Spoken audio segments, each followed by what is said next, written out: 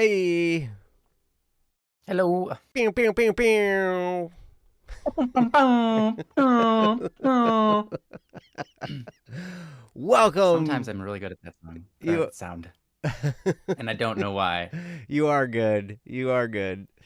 Yes. Hello, Riku. Hello, everybody. Welcome to Don't Worry Wednesday. This is a show that's all about you guys. We love you guys, and so we do this show. The end. Oh, that makes sense. Thanks. Oh my gosh, I'm so loved in this moment. I think this is the climax of this episode, where you get to feel loved and Yes. appreciated, and we might as well just end here. Yes. Ryan, show that hand again. This one or That this one? Either one. This one or this one? Which Oh, hand? you have yourself a wedding ring. Of course I have a wedding ring. Happens when I'm you get married, married. right? That's true. That's true. Happens. Depending on, I suppose. I don't know if there's a culture out there that doesn't, but there might be a culture out there that doesn't do rings. They do like wedding slaps. Yeah, they leave a permanent slap mark on the other person's face, and that's the truth, the true showmanship of their love. Yes, exactly. Exactly. So yeah, well, welcome everybody to Don't Worry Wednesday. As I said, it's the show that's about you guys, your topics, the stuff that is going on in your lives, and we generally tend to talk about what's going on in our lives too, because hey, we're all friends here and we love each other. Yeah. So yeah, if you have a topic you'd like us to do, you can go to don'tworrywednesday.com. There's a link in the chat right now from Saule. Thank you, Saule. And you can go to there and click the submit a topic button and submit a topic. Ash, don't just LOL me. Answer my question. I did. All right. The reason I was laughing was because when I first saw you enter the chat, I was like, Ash has been gone a while. I think she's been gone since before I got married. And then since before that was your question. Your background was different too. She mentioned about your background being different. Yeah, I'm in Australia. So there you go. You have not been gone 77 years. J-Ho is full of baloney. Wow, I think you're exaggerating it. 77 years. J-Ho, how long is a score? That's a good question. I'm gonna score. I could think of all kinds of. I could. Oh my gosh, my brain just went in the gutter. Sorry. There's a lot of ways to score. There's a lot of ways to score. There's a lot of ways to score. And sometimes it's just putting that ball through that hoop. Yep. Sometimes it's just running that line. They've answered it in the chat. 20 years. 20 years is a score. 7 years. So that's 87 years. I did quick math. Jeez. So a score is basically half a generation. A generation is 40 years. Is it? Oh, sorry. I thought a generation was like 25 years. Okay, sorry. A generation is not a set amount of years, but in ancient Judaism, a generation is 40 years specifically. Oh. But in modern times, a generation is a few different kinds of numbers, I guess. Yeah, isn't it like my parents are one generation, then I'm another generation of my family. It's approximately like right? Yeah. And my kids are the next generation. But then we have like national generations like the boomers and the Gen Xers and the Gen Y's and the Gen Zers. And a lot of that has to do with the development of technology, and which is odd. Yeah, it's interesting for sure. Yep. Yeah. Weird. The world is evolving at a very insane rate right now. Yeah, and I'm like right on the edge between two generations. Like they can't figure out, which generation I'm a part of, because I'm like, cause depending on who you ask, I'm either Gen X or Gen Y, and like They don't know because it's Yeah. like some people say I'm Gen X, some people say I'm Gen Y, some people say shut up, Well, aren't you like 29? yeah, exactly. But I've been No 29 offense since to the I was generation of born, since 29. the year I was born, and they don't Mm-hmm. go by age, they Yeah. go by birth year, Yeah. right? Birth year. Yeah. That's true. So, yeah. Um, but anyway, welcome you guys. We are not therapists. We're not professional therapists. We're not counselors. We're not any of that stuff. We just want to be your friend and we want to help in any way we possibly can. We want to have fun on this show. We want to love you guys. And, we want to treat you right. Mm-hmm. Agreed. Mm-hmm. We want to do the best for you guys that we can do. Yes, we do. And so yeah, because a lot of times, we're not a substitute for therapy. If you are really struggling, it's probably good to go see a therapist or a counselor or somebody. I would definitely recommend if there's basically like 3 different designations of therapy. There's a counselor, there's a psychologist, and there's a psychiatrist. And I would say if you're going to see a psychiatrist, I would pair that up with either a psychologist or a counselor because a psychiatrist is going to focus on medication mainly because they're going to focus on the chemical stuff going on in your brain. And so they, when you're a hammer, everything looks like a nail, right? And I'm not saying that psychiatrists are hammers, but I'm just saying their specialty is the chemistry of the brain and, what's going on with your neurotransmitters and all that kind of stuff. And so they will figure out medication-wise what's appropriate for you. But in order to get through what you're going through, a lot of times you need somebody to talk to as well that's going to listen and help you solve those issues in your heart too, not just with medications. Does that make sense? Mm-hmm. So I would highly recommend that. And I don't know why I went off on that tangent, but I guess somebody needed to hear it. Mm-hmm. Well, I think it's important. It's a distinguishment that I guess not everybody knows. Mm-hmm. And it's worthwhile to cover because if you ever are in the department of going, hey, what do I need to help me right now? Mm-hmm. Sometimes you really want to go through the steps properly, and you don't want to just go straight to one end where you're getting diagnosed with one thing or another when you haven't even been able to fully digest what you're going through yet. Right. Yep.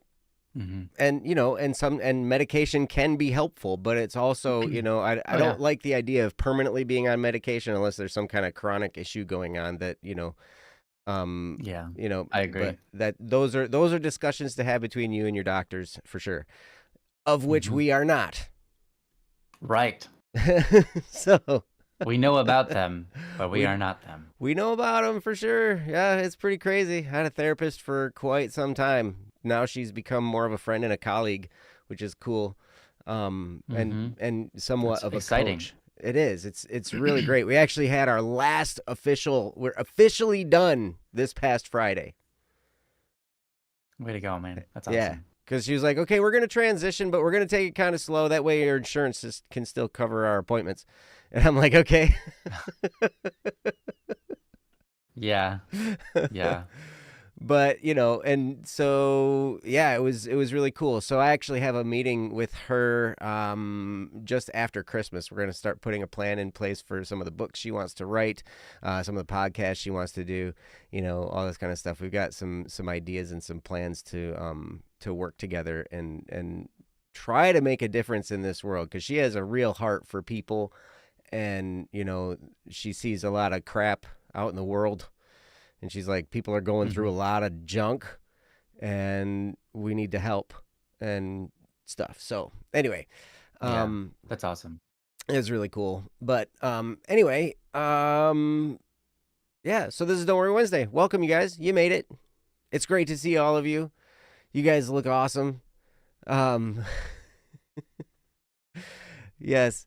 And you're right, Ash, we haven't seen you in a while. Ryan is married and living in Australia. Lots changed. Lots have changed. I still live in Michigan. Hey, Sky. Hey, how's it going? Oh wait, sorry. This guy wasn't talking to me. They were saying hi to chat, not to anybody else. Sorry. Oh, yep. Sorry, I thought you were Chat, waving at me. chat, Now say I'm hi to embarrassed. Sky. Chat, yeah, could you say hi to Sky for us? Yeah. Actually, if I say hi to Sky in the chat, Oh, whoops. there we go. Hey, we win. Wow, you guys are like on top of it. Look at this. Uh-oh. Something happened to Ryan. His head Yeah, it's got okay. I just his head died. got too I close to just the died a little camera. bit. Oh, I thought you were gonna say to the sun. To the sun? Yeah, Yeah, it's probably warming up down there, isn't it? Yeah, it is. I'm excited for it because I like the heat, unlike some people who don't like the heat. I know. But I how do like you? it cold, but there comes limits. I think There, there's yes, limits there in certainly either are limits. extreme where it's Yeah, like, for I sure. prefer to not go any colder Mhm. than a certain temperature and not any warmer than a certain temperature. Yeah, absolutely. I remember reading in a book when I was in high school. It's the weirdest thing, but I read it in a book, and it said, if you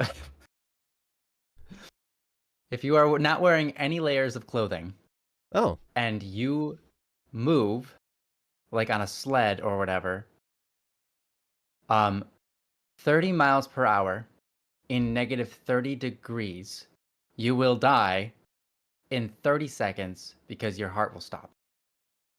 is that Fahrenheit or Celsius? That was Fahrenheit. Fahrenheit.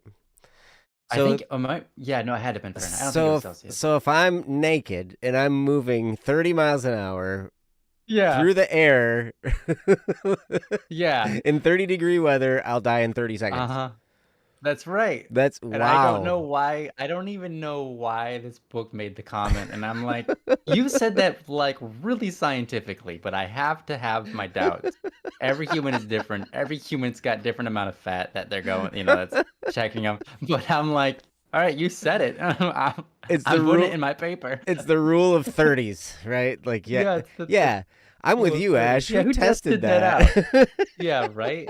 Yeah. What tests do we have on this? I don't know, but I remember reading it because it was very weird to have read. And how do they test it? How do you get somebody Yeah. naked going 30 miles an hour out in the open, right? Like, Yeah. Yeah. what, you throw them in a Such catapult or something? And then, I mean, like, y- but then, And they got their like sensors, and they got like the ones that sense like how fast you throw a ball.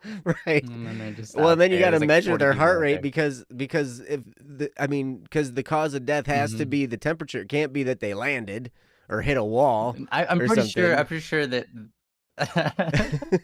he died. Yeah, but he also like landed head first. Yeah, but well, he's dead. I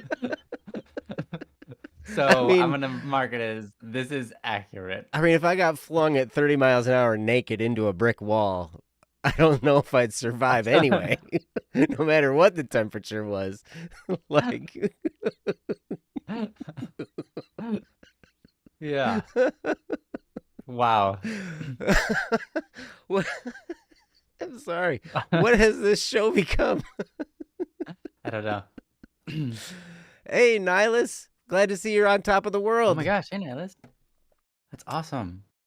Hey, just sent your final paper for what? Gymnasium called SOP?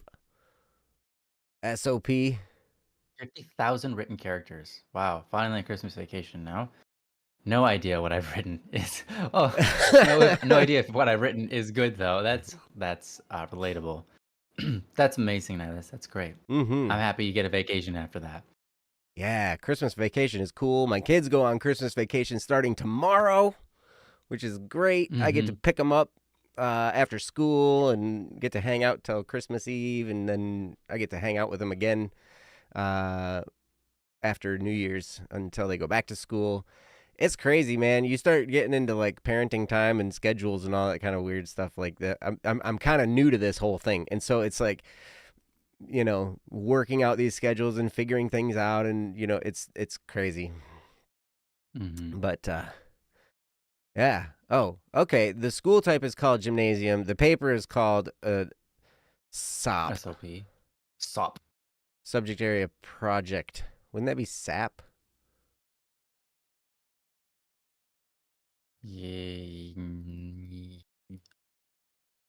I don't know. Mm. Oh, it's Danish. Well, it's Okay. Danish. Oh, okay. Got you. Good call. Good. That's Got you. fair. Okay, cool. Mm-hmm. So it's Study actually. it looks like comrade. I know, doesn't it? So study comrade project. Mm-hmm. Yeah. Yeah, Danishes are good. Oh Right? man. J-Ho, don't even start. Danishes are my favorite pastry, but I've learned that not all Danishes are equal, and not all bakeries are equal. And so when I say that Danishes are my favorite pastry, I mean specifically Danishes from Good Dales in Grayling, Michigan are my favorite pastry. They are good. Good Dales they make the best donuts. They really do, They hands make the down. best donut. I've had a lot of different kinds of donuts, and Good Dales, absolutely the best. Yeah, it's incredible. I don't if you know ever how they do find it. yourself in Grayling, Michigan, and I'm sure they're still open. I mean, Grayling. Oh, yeah. Yeah, they are. Are they? Okay, cool. Yeah, they're still open. Went there earlier this year. Nice. Me and my wife went and hung out in that area. Mm-hmm. And on our passing our way through, we I guess on our way back, we got there, got some pastries, but unfortunately it was the very end of the day and they were about to close. Mm-hmm. So we grabbed whatever was on the shelf that had been sitting out all day, Mm-hmm. and even then it was still pretty good. That's awesome. Pretty good. I can imagine. Mm-hmm. Now they do have a little bit of competition. There's another donut place in Michigan called Cops and Donuts. Oh yeah, Cops and Donuts. Yep. They make pretty some good. really good donuts, and I mean, you would imagine. I mean, like the stereotypical thing, is that a cop would know what a donut's supposed to consist of, right? Yeah. They would know. Yeah. They would know. They're Yes. basically donut connoisseurs by definition of the field of interest. Mm-hmm. Being a cop. Right. Right. And they make really, really good donuts too, but Good Ales is better. Mm-hmm. And they don't have any other locations. They only have the one, right? It's just the one single. Yeah, Good Deals isn't a franchise. They're just good. Yep. They're good enough to be known across a large portion of Michigan, which is and it's tiny little nothing town. Yeah, right. Not to call the town you grew up in nothing. No, it is pretty small. Yeah. Yep. Yeah, big things come from small places, though. Tell you what. They do. Sometimes. Man, Danish is called a Copenhagener. Wow. In Germany, Danish is called a Copenhagener. No, Copenhagener. There's a G-E in there. Interesting. Hagener. A Danish All right, in what do you say we Denmark start is the called show? a ween. Oh, please. Really? Ween. Yep, and Copenhagen is a city, that's for sure. I agree. But you know what? Hey, I agree. We should start the show. Let's get going. What do you say? That sounds great. All right. Let's do it. All right. So we have some topics from some people, and we have one that just came in recently from Unknown Boy. And Unknown Boy, you said you will not be present during the stream, but you're present. So do you still want us to do your topic even though you're present? I don't want to be present when I talk. They didn't say that. Yeah, that's true. They just said they that's don't true. have. They said, but they did say I will not be you're present. expecting so that you weren't going to be here. Yeah, if you're saying I will not be present, that means in order for that prophecy to be fulfilled, you have to leave. But please don't. Right. We're going to do it with You're you here. welcome to stay. We love you. Yeah, we want you here. Yes. Awesome. So we can start there. This is called grades and career paths. Oh, you thought you were going to be busy. Right on. Yeah, fair enough. Fair enough. Absolutely, I understand. It is the season when everything gets busy. That's one of the things Oh about the yeah, holiday season. It's like, oh, I can't wait to go on Christmas break, but you're busier during Christmas break than you were during school yeah. because you got all That's kinds of generally. events to go to. It's crazy. It's wild. But at least you don't have to go do schoolwork during Christmas break, I suppose. But all right, Hmm. so yeah, I will get this. I will get this topic up on the screen, so then we can go through it and talk about it. So, Unknown Boy, thank you for the topic. And again, this is called Grades and Career Paths, and it looks like that. Ooh, It's beautiful. look at that Look at how beautiful that is. poetry. It's the good stuff, and I will read it out loud. And it goes like this. I've been in high school for 5 years now, and I'm stuck thinking about the same thing each year. How will I finish the year properly? I am not an academic weapon, and my grades aren't amazing. I see that as the end of my career path. Every marked test I get back changed my views on what I'll do once I finish school, since a lot of my scores are not good enough even after all the work I complete. I often can't sleep at night, sometimes thinking what I can and should do with my future with my current situation. And that is from Unknown Boy. Thank you so much for the topic, Unknown Boy. This is definitely one Hmm. that I for sure have a lot to say about. I'm sure Ryan has a lot to say about because I mean grades. It's an interesting thing because there's so much emphasis put on grades. And Hmm. I will say that, I mean, depending on what you want to do with your life, if you want there are certain career paths that grades will affect what like college or university you get into, and that will determine a little bit of what your career path is going to be based on what you want to do, but it's weird because there are so many career paths that that it doesn't really necessarily matter a whole lot, Hmm. right? It's crazy. I remember somebody saying there was a college president, and I believe this is a true story. I guess I don't know for sure if it is or not, but I remember hearing this story that a college, maybe it was a dean or like the person who was the head of the college or university or whatever was leaving and was bringing in a new one, right? And so he's taking him around the university, showing him around and all this kind of stuff, and he's like, okay, so and the new guy went to the retiring guy and he said, so do you have any like just like blanket advice, something you could tell me, something that most people wouldn't think of? And he thought for a second and he said, always treat your A students with a lot of respect because they're going to come back here and they're going to teach at your university. Mm. So treat them well because they're going to be back and they're going to teach here. He said, but also always treat very nicely your C students because they're going to come back and they're going to build buildings on your campus. Meaning they're going to be the ones that start huge businesses and are hugely successful and have lots of money and can then be the people with their names on the sides of the building. They build a building there. Hmm. So they're the ones that are going to be donating to the school. And it was really telling to me because I remember, most of the people who I know, it does fit that way. A lot of the people who were very, very Hmm. successful got lots of high academic. Now, if you're going to go into the field of medicine or if you're going to go into, something like that, or maybe like be a lawyer or something like that, it's really good to get good grades because then, it's going to help you along your career path. But the people who are entrepreneurial, the people who start companies and build companies and work and do that kind of stuff, they didn't necessarily do all that great in school. They did enough to get by.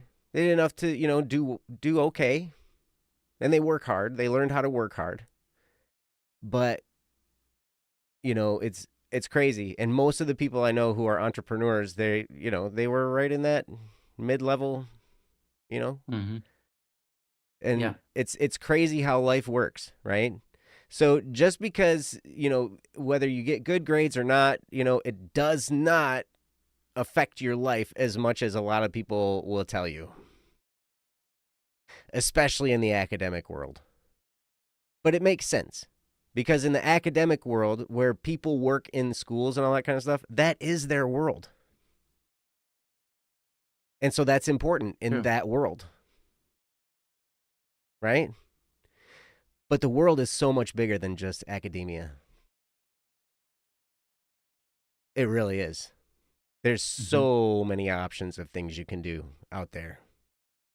And so whatever kind of grades you're getting, I would say don't sweat it too bad. You're going to be okay. Your life can still turn out just fine. And a lot of times, if a certain door closes, other doors can open, which is really Mm-hmm. cool.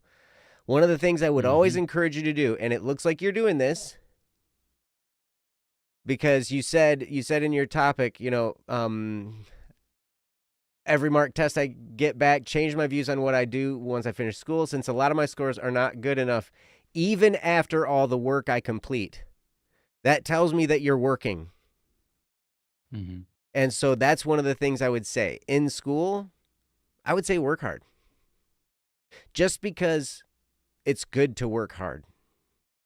It's good to learn how to have a work ethic, right? Now, I was one of those kids that also questioned everything. It was like, what's the point? Oh yeah, me too. Ryan and I were talking about pre-calculus earlier before we got on the Mm-hmm. stream. It's like, what's the point of calculus if you're like, Yeah. I mean, calculus has a point to some people, but sure. for myself, I've never used it. Mm-hmm. I could say that pretty confidently. I've never used it. My brother has.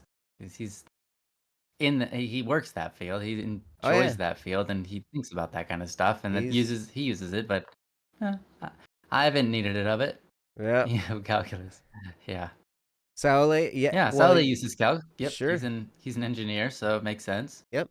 That makes sense. So there are fields that make sense. I remember when I was a freshman at Michigan State University, I I had this math class that was all like business applications of math, like Mm. profit margins and all this kind of stuff, right? And Oh yeah. I'm like, what does this even matter? I'm a music major.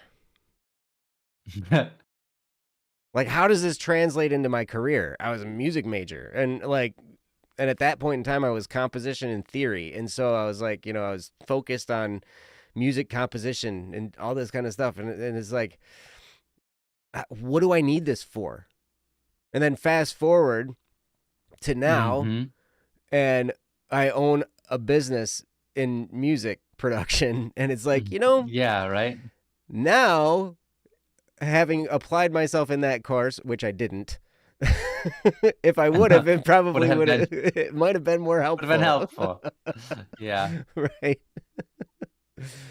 But Mm-hmm. yes, Kawhi says school is there for you to learn how to learn, not to make perfect grades. It's better to go through the hard way of learning how to absorb into efficiently. This skill is super importante. Yes, it is important to learn how to learn. Mm-hmm. And it Yeah. depends on the school. Excuse me. It depends on the subject matter too. I've noticed Mm-hmm. sometimes in school they put a heavy emphasis on memorizing stuff. Oh yeah, that's a lot of a problem. Mm-hmm. Yep. And I think memorization is not necessarily learning.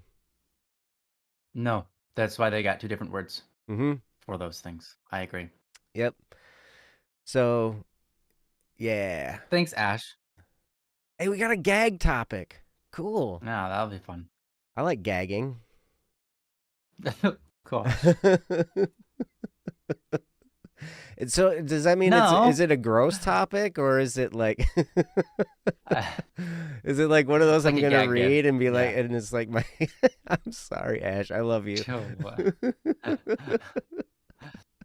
Oh, it's a Yeah, joke favorite thing. topic. Oh, okay. Oh, I thought you just were like gonna just like. like what you were doing when you said you like gagging. You were joking. Okay, Gotcha, okay, I gotcha. see. I thought it was gonna be something about romance or something, and you knew that was gonna make me Mm. gag, and I was gonna be like, blah, Ooh, fair. blah. Anyway, You're getting better at that. I am, I am. Yes, you're absolutely right. Anyway, I've talked for a long time and already derailed this topic. I'm gonna turn it over to Ryan and hear what he has to say about unknown Wow, voice well, topics. that's So, an interesting. Yeah. Yeah, I mean, obviously, right off the bat, I have to agree with a lot of things that Joe has said. When you're in school, you don't have life experience yet, which is obvious. And I don't mean to say that kids in school aren't smart or kids in school don't have life experience. Some kids in school have experienced more than I have in many different ways.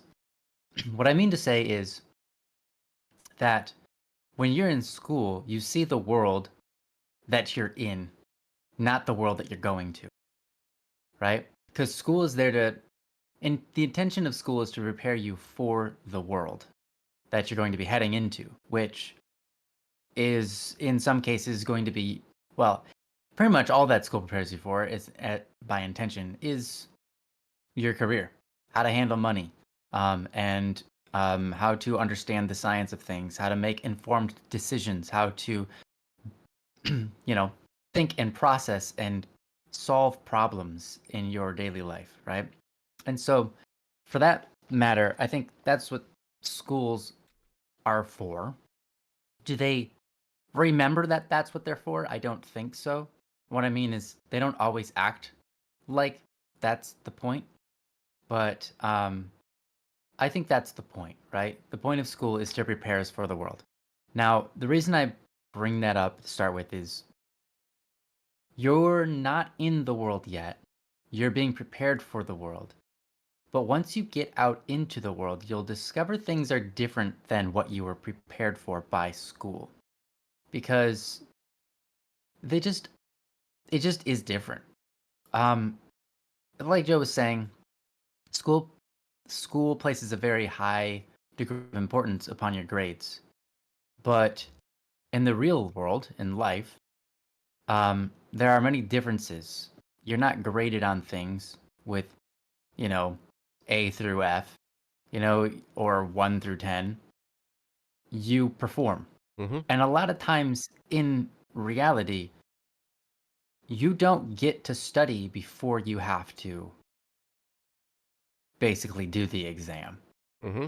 A lot of times the exam comes first. You learn from your mistakes and you learn from your successes within that experience, and then you utilize that. School kind of prepares you for a test, and they tell you, "Hey, here's the answers. Study them, memorize them, and then take the test." And that's fine. But I'll tell you, real life usually just throws it at you, and then you have that result, that experience to study from. And I think that's, and to some degree, I wish schools would operate out of that. Obviously, they would have to change their entire grading structure because no longer would that wouldn't work anymore. To get the test first, and Mm-hmm. then have people try to solve problems of what that test is entailing, or do the research themselves, and give them like a week to try to answer all the questions correctly. But you know, um, hey, it's the system that we have. So here's the thing: you say, basically, you're not good at school. That's okay. You don't have to be good at school to be good at life. In fact, Joe was just talking about it. A lot of people aren't good at school, and yet they end up being um, entrepreneurs, right? Mm-hmm. You can go and try to find out what were Bill Gates' grades, what were um, Einstein's grades, right? He's a famous one. His grades horrible, Yeah, he like failed. right? He failed out of several classes. Einstein, Mm-hmm. and it's like, but isn't he a genius? Yeah, he is a He genius. made the nuclear bomb. Wow, he did a lot more than that. Yeah, that's true. He did do that, but he didn't kill anybody with it. That should be said. He And just also, made he it. did. He he's made the theory of relativism, and it's only a theory because technically everything in science is a theory. Mm. Um, so that's interesting. But anyways, yeah, you have a lot of examples out in the world of people who are successful that weren't successful in school. And you also have a lot of people who are successful in school and were also successful in life, in the rest of their life, right? My point is, it's not a dependency and it's not the end of the world. And where you are is okay. Where you are is actually in good company. Mm-hmm. I want you to keep trying. My point isn't to give up trying. My point is keep trying, but don't care about the results so much. And obviously, we're result driven, most people. Most people are result driven. So it's like, well, if I don't care about the results, then I'm not going to try. I'm going to give you a different reason because there are results. The results of you trying is developing a person within yourself that tries hard, that works hard, that makes things happen, regardless of the competition, regardless of how hard it is, regardless of the opposition, the forces against you, right? You want to create a person. If you think about yourself and you go, okay, who would I create this person to be, right? Then you ask yourself, okay, how do I create that person? Well, I take those actions that help develop that person, right? Mm-hmm. As I go through life, I take those actions that develop that person. So it's like, if I want to be the kind of person that's really that pays attention to people and is kind, right? Then the best way to do that is to act that out in the real world. See someone drops a pencil, you pick it up for them, you hand it to them. You don't ask for a reward. You don't go, you owe me. You just hand it to them, right? And that kind of activity develops the person you want to be. And so when you're talking about results, I don't think it's important at all to pay attention to the grades. What's more important is to pay attention to the person you're creating in yourself, right? And so when you're going through school, you can go, you know what? The grades are going to be what they're going to be. And I can try to do my best to get those grades high. But the point of me doing this hard work is to develop a person that's going to be the best version of this person I can create. Mm-hmm. A person who knows how to apply themselves and do hard work. A person that when they're struggling, they can keep getting back up on their feet. These things are really important. And it's really a lot of what school provides is it helps to develop a person that can function in society well. Now, I have lots of gripes with schools, the whole teaching system, on specifically what they teach, or more importantly, what they fail to teach, Mm-hmm. like social skills. Like Mm-hmm. that's like the number one thing in if you're gonna be an adult or go out into the real world, run a business, or even just be an employee in a business or anything, like social skills is probably number one priority Mm-hmm. because you're dealing with other people. No matter what you do in life, you're gonna be dealing with other people. It's true. And if you tend to get like a relationship with somebody, right? If you intend to get married or something, like those things are going to be really important. So it's unfortunate that they don't teach on these things. The thing is, the statement is from schools, the parents are meant to teach the kids those things. Mm. Schools are for academics, and that doesn't apply to social skills. But I've read a lot of them. I haven't read them. I've read one of them. But I've known Joe has read a lot of books, and I've heard about them enough to know that social skills can also be applied academically. Mm-hmm. There's something to learn that can be taught, and there should be some more time devoted to that. But regardless, I would say that if you want to be successful in life, one of the best things you can do is get good at communicating, um, and get good at understanding other people, and what their needs are, so you can apply yourself. Um, honestly, that will bring you a lot more success in life than a lot of the stuff they teach in schools. So, anyways, moving on. I get that you're stressed. I get that you're Oh, sorry. Unfortunately, I just forgot. I was talking to you like you're not here, but you actually are here. So that's great. Mhm. Yeah. Sorry. But yeah, unknown boy, I think that you are you're in a good place. Don't Mhm. worry about it. You're actually doing a lot of the things correct already. Mhm.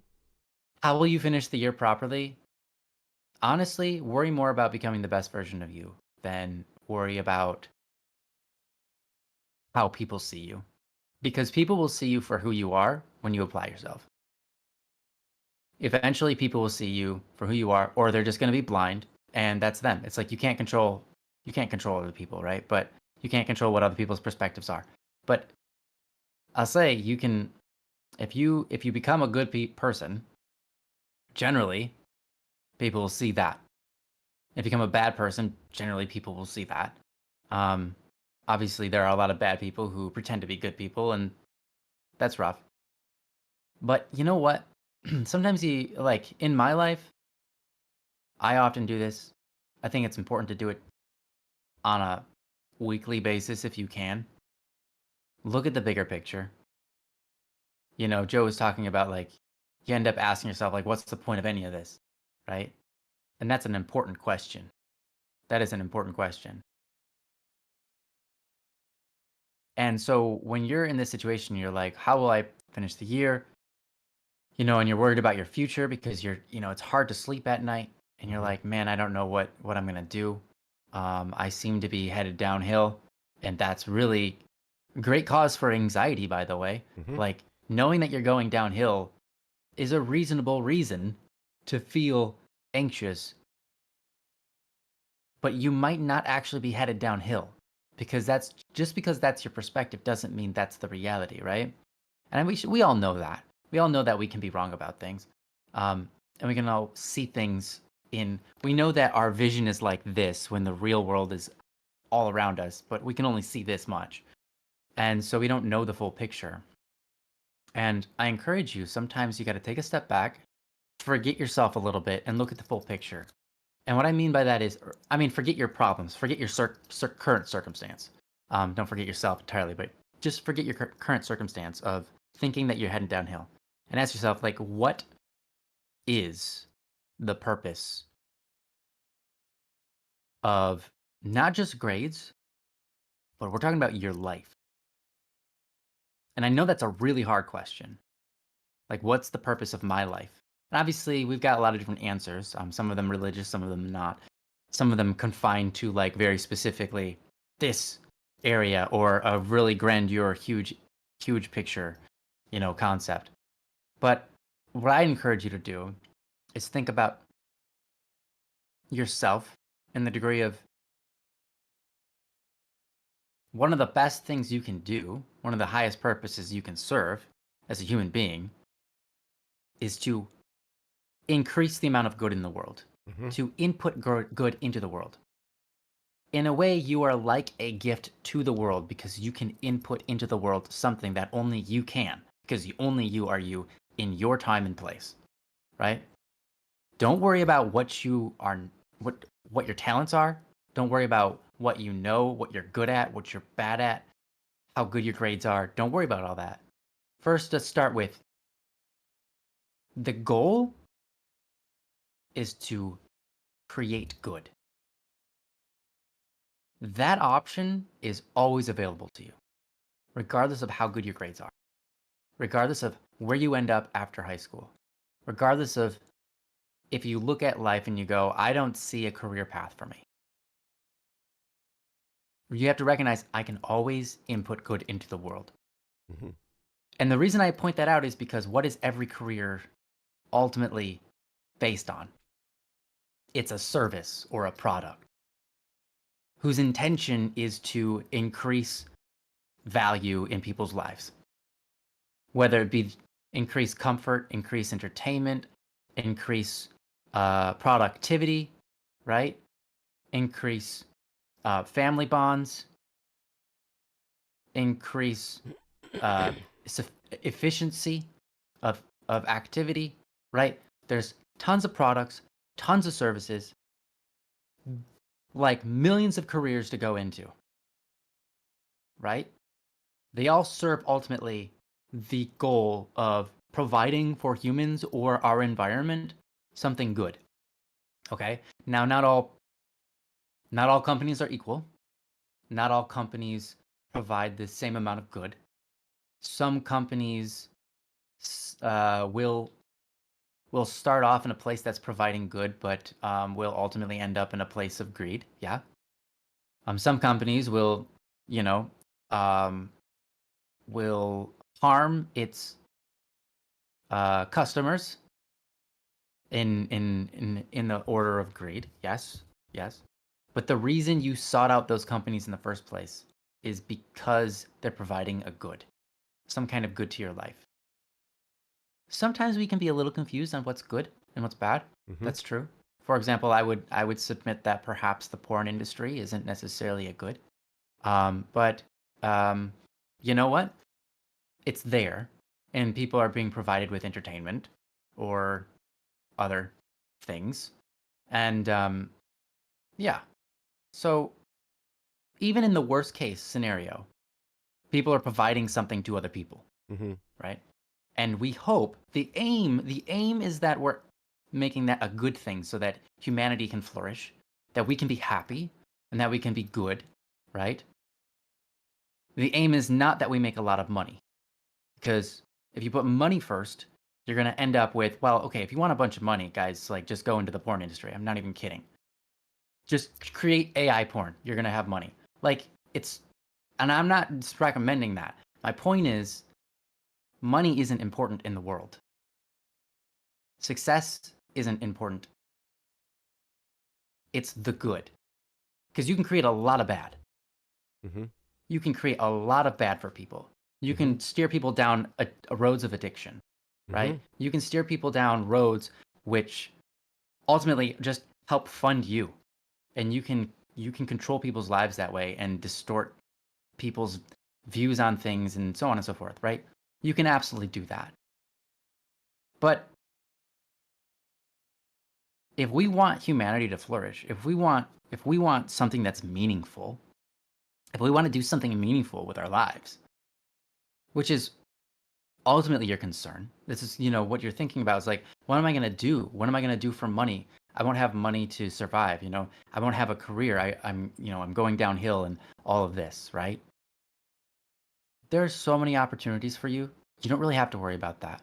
I was, talking with my brother just yesterday, and one of the things he pointed out was that the world is actually like okay, let me start over. A lot of careers are dropping their need or their requirements for even a GED. A Even lot a of careers are GED? Yeah, a lot of careers have recently in the last couple of years just dropped entirely their requirement for a GED even. Wow. Like we've seen it go downhill for like, yeah, you don't need a college degree for this job anymore. Mm-hmm. Because people are just like, yeah, you can train the people if they're willing, you can train them and they're just as good. And yes, I agree that some professions should require a lot of training. Like if you're a surgeon, like for example, that's really important. You doggone But better go to college. yeah, please, please, yeah. But a lot of careers have recognized like they don't need a college degree to actually work our job. And so why are we limiting our range of people? There are plenty of hard workers out there that are willing to do good work regardless of whether they had a college degree or not. A college degree doesn't promise that someone's going to be a good worker even. It tries to help promise that, but it doesn't. Because you can be good at school, but like you could just be naturally good at school, and that doesn't mean you're a hard worker. In fact, a lot of people who are really good at school didn't have to try all that hard to study. Now, I don't mean that's flat across the board. Obviously, people who are good at school do study and study hard definitely exist. And I'd say that's a majority of them. But there are people who have just passed school like it's so easy because they never even had to think hard, right? Because they're just naturally gifted at schooling, at the system, right? And so you have to go, okay, well, that doesn't actually create a hard worker. A hard worker is someone who has face the opposition of things being against them and it not being easy and choosing to push through anyways and doing it with a good attitude, Mm-hmm. right? Doing it with an attitude that's like that's that helps their coworkers, right? And so a lot of businesses are just reducing their requirements for not even just a college degree, but even a GED, saying, hey, you know what? You don't have to graduate high school to get in here. Now, my point isn't to say, hey, guys, don't finish school. Of course not. But my point is, don't stress too much. Don't stress too much Mm-hmm. because there's opportunities out there. And as long as you don't stress yourself into actually believing that you're worthless, because you're not, as long as you don't do that, you'll be able to apply yourself and get a lot further than you'd ever imagine. Opportunities are there. You just have to seek them out and apply yourself. But if you're so afraid that you're not smart enough to do anything because that's what people told you or that's what your grades made you believe, that's not going to be good for you, because then you won't apply yourself. Then you won't be seeking out opportunity because you won't think you're good enough for the opportunity. You can't sell yourself short like that. Mm-hmm. You're a gift to this world and you're meant to do a lot of good with it, Mm-hmm. with who you are. And you're an incredible person, capable of being an even more incredible person. Don't sell yourself short. Don't think, oh, I'm not good enough. Don't think, oh, I'm not smart enough. You're plenty smart enough. Mm-hmm. It's, if you have the perspective that you can't do it, you won't. So I really want you to know that the honest truth is, if you apply yourself, if you try to find your way, you will. It's especially to a way higher degree than if you don't, Mm-hmm. right? Mm-hmm. Like you don't hit any balls if you never swing, right? Mm-hmm. And so the same is true for life. In life, you can't be afraid of failure. You can't be afraid of the bad grades, because the reality is, in life, you're gonna miss more than you're gonna hit every time you swing that bat. Sure. But the thing is, and you know, in life, more things don't go as planned compared to the amount of things that do go according to plan. I'd say 1% of life goes according to plan. 99% of it is like, oh, that wasn't how I was envisioning it, or that wasn't what I was planning. But yet I'm thankful, Mm-hmm. because this is even better than what I planned, because I wouldn't have been able to get here if it was to my plans, Mm-hmm. right? I wouldn't have learned this lesson and that lesson. I would have ended up somewhere where I wasn't capable of, like, it's like, oh yeah, you know, my plan is to be successful. And then that happens. Then what do? It's like, oh, you ended up not being able to handle it because you didn't get any lessons along that road before it happened. And we see that, you know, I mean, there are many times where you can look at, unfortunately, there's many times, I'm not, this is not a good thing. It's not a thing to celebrate. It's a very sad thing, but you can see a lot of people who've become successful and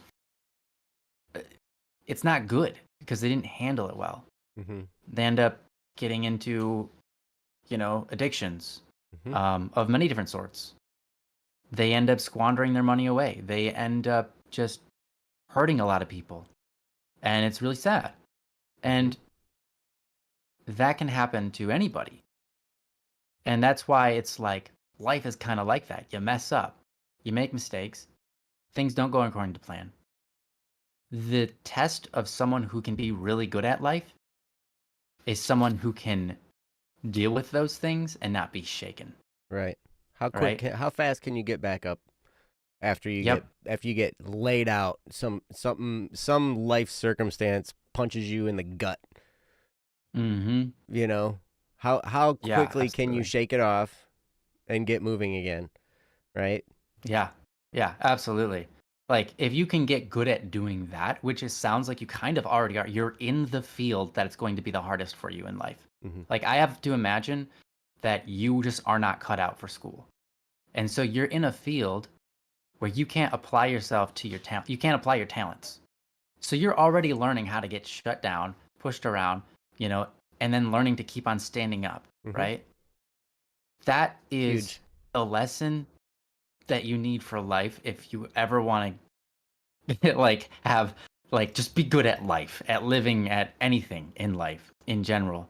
Because anything in life will require persistence. Anything in life will require you to get back up Yep. after you've been knocked down. And it will And so probably you've been require you having to do things that you don't really want to do. Oh yeah, absolutely. Yeah, There there's are gonna going be to a be lot of that. tasks no matter what you decide. You're like, Yeah. I don't want to do that. Well, it's got to be done, man. Like, Yeah. I do Yeah. I not don't want to clean do that, but it's worth toilets, it. so people never use the bathroom at my house. Ooh. I clean my toilet pretty kidding. often. I'm kidding. Yeah. No, it's fair though. It's like, yeah. Well, anyways, what I was gonna say is, unknown boy, I can see based on this, what you've submitted for the topic, you've been getting up. You've been practicing getting up. And at this point, it's probably pretty tiring. It's probably gotten to you, like where you're just like, man, I kind of don't want to keep on getting up. Like, but I'll tell you what, if you can just um keep at it, you know. Oh, it's Reese. Okay, awesome, perfect. Right on. Yeah, fair enough. Yeah. Yeah. If you can just keep at it, Reese. I'll tell you, you've already done the hardest part. Because the hardest part is getting up over and over and over and over and over. Mm-hmm. When it seems like nothing is changing. It's like you get up over and over and over, nothing seems to change, and you always end up with bad grades. Mm. But I'll tell you, you're creating in that cycle. In that cycle, you don't see it, but you will see it down the road. That you've created a person built on the principles that will lead to success. That's the absolute truth. Mm-hmm. Because it takes that. It takes that kind of level of commitment. And you are doing that level of commitment on something that you're not naturally talented at and probably don't have a good passion for. Imagine the powerhouse that Reese is going to be when they find something they're actually passionate about. Mm-hmm. And marry that work ethic to it. And marry that persistence, and that marry perseverance. Mm-hmm. Yeah. Holy crap. That's something that's Reese, worth being married to. Yeah. That's right. That's why I married what I married. Okay, anyways. Yeah. So I look at you, Reese, and I say, yeah, you can be a real powerhouse. Just don't let this moment get to you. Don't let this scenario get to you. So that you don't let it get to you in the sense of like, don't let it train you to think that you are not talented at things, that you are not ever going to be good enough, that you're not, don't believe those lies. As long as you don't believe those lies, that perspective, right? Perspective is everything. That perspective is just an idea. It's not reality. As long as you don't fall into that, you are going to be a game changer in this world. Mm-hmm. Because those are the principles upon which game changers are made, right? I mean, there are so many examples on the world. I'm going to go with the classic one, Thomas Edison, right? Creating the light bulb, right? All of that. I don't even have to tell the story. Everybody knows it, right?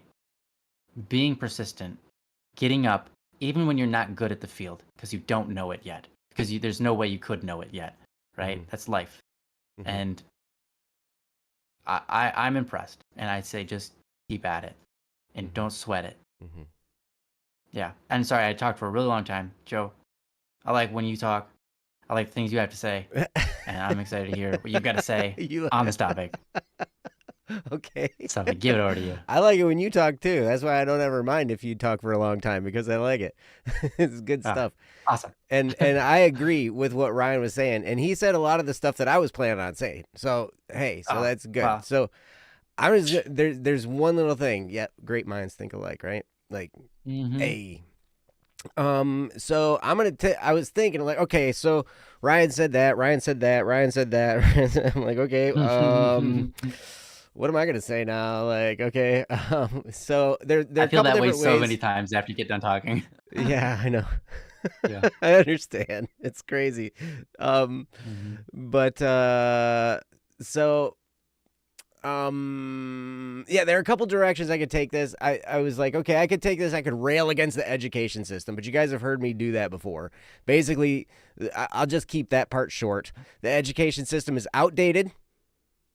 Mm-hmm. Yeah. It was built for the industrial age. The industrial age is gone. It lasted about all of 40 years. It's gone, guys. Done with it. Yep. Because think about it, right? Like, okay, yes, you learn stuff, you memorize stuff, you regurgitate those memorized things onto a test. Memorizations. And it's basically you get graded on whether or not you're a good test taker Mm-hmm. in a lot of ways. And that's tough, right? So the system itself, I'm not saying anything bad about teachers. Teachers are great. Most teachers, they get into the field because they love teaching. They love kids. They love, helping people learn. They love all that kind of stuff, and so I don't blame the teachers, and I don't even necessarily blame the administrators. I blame the system itself and people's unwillingness to take a look at the system and try and fix it and try and change it.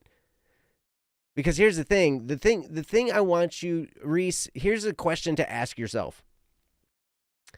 What do you want your life to look like? I'm not saying what kind of job do you want. I'm not going to ask you that question because that's the question everybody asks. What do you want to do for a living, right? I got asked that question so many times. They're like, well, then it started to be like, well, what do you want to major in when you go to college? And I'm like, oh, I want to be a music major. And then it'd be like, well, what do you think you're going to do with that? And anything other than music teacher was a joke to them. Because that's basically what being a music major gets you, is to be a music teacher. I was like, well, I want to be a professional musician, and that's a joke, right? To them. That's not a real career. But it is because people do it all the time, and there are people successful in all these areas. Anytime you see somebody making a living, being successful, doing something, that's legit. Don't let anybody tell you it's not a legitimate career path. I saw somebody, I think it was Wolfrix. Wolfrix, did you say you wanted to be a YouTuber? That's a legit career path. There are a lot of successful YouTubers. It's proven that it's a successful career path. But there are probably going to be authority figures in your life that say that's not a legitimate career path.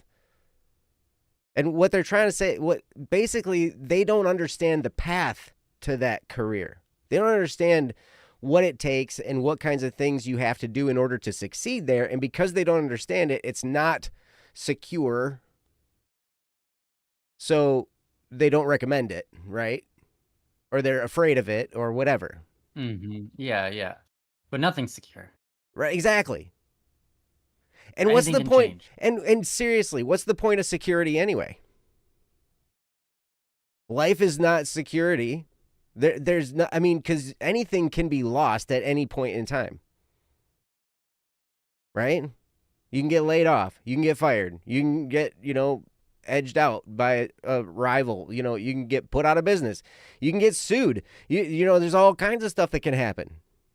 Your arm could mysteriously fall off. Your arm could mysteriously fall off. Exactly. It's pretty important. It's like suddenly now you can't do most things. Oh, you should do something outside of the house? Well, what would they have given people that advice during COVID?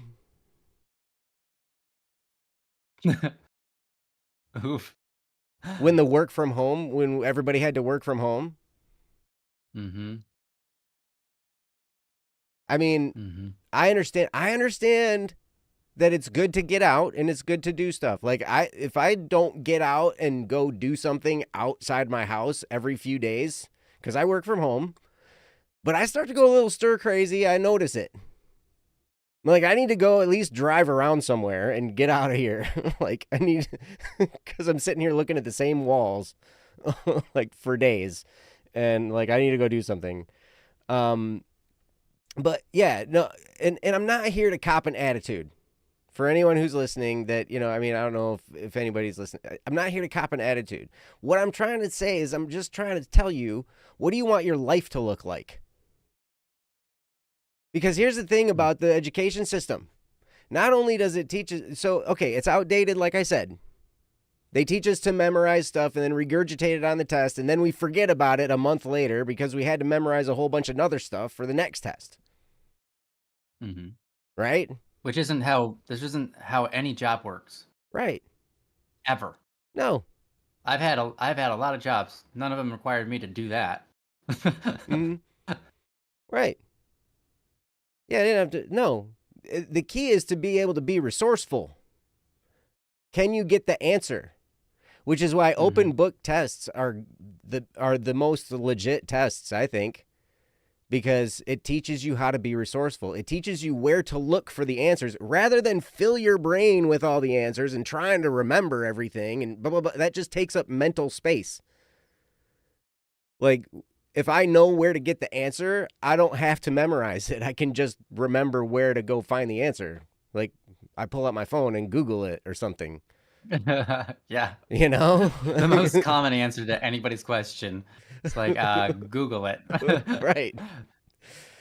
Right. But so okay. There's another thing that's being trained into you as you go through an education system. From the time you're 5 years old in kindergarten till the time you're 25 years old in university or whatever, right? What's getting trained into you? You're being trained to get up before you want to get up, to go someplace you don't want to go, do things you don't want to do, being around people you don't necessarily want to be around. And you do that 5 days a week, every day. Right? And you have weekends off and you have summers off, but that goes away after school. You don't have summers off anymore. But that habit gets trained in you, and that habit was put in there by design by people who owned factories. Because that was, if we can train people to habitually do these things, get up before you want to, go someplace you don't want to go, do stuff you don't want to do, hang around people you don't want to hang around with, and then go home at night. Use the best part of your day, the most alert, awake time of your life to do this task for them. Then we can train a whole bunch of people to be lemmings or cattle or sheep or whatever you want to call them, right? Sheeple. Right? And we will pay them enough to barely get by.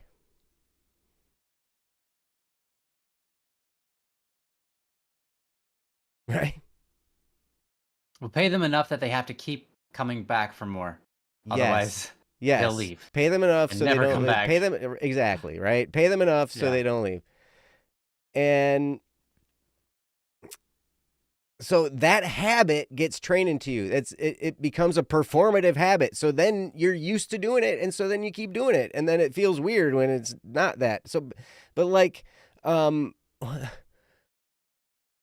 what do you want your life to look like? What do you want your days to look like? What do you want your lifestyle to be? Like, what kinds of houses, what kind of house do you want to live in? What kind of car do you want to drive? What kind of family situation do you want? What kind of area do you want to live in? Figure out what you want your life to look like.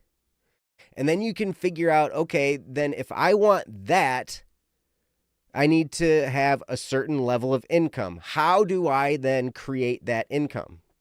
And it's not necessarily going to be a job. You're going to have to work. Don't get me wrong. To earn money, you will have to work.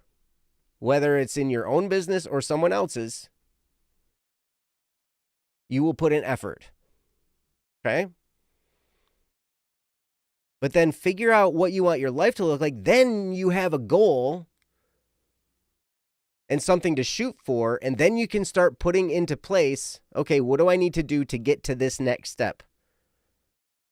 And don't necessarily always listen to the person in the education field, because what are they going to tell you if they say, well, what kind of lifestyle do you want? And you say, well, I want a nice house and I want nice cars and all that kind of stuff. And they're going to be like, well, you need to be a doctor. Right? Or you need to be a lawyer. Or whatever, right? I mean, that's the kind of stuff that I heard anyway. But it's like, you know how much debt doctors are in when they get done with college and med school and all that stuff? It's like $500,000, man. At least, in a lot of cases. So you get to the point where you go to college and university, and then they teach you the habit of being in debt.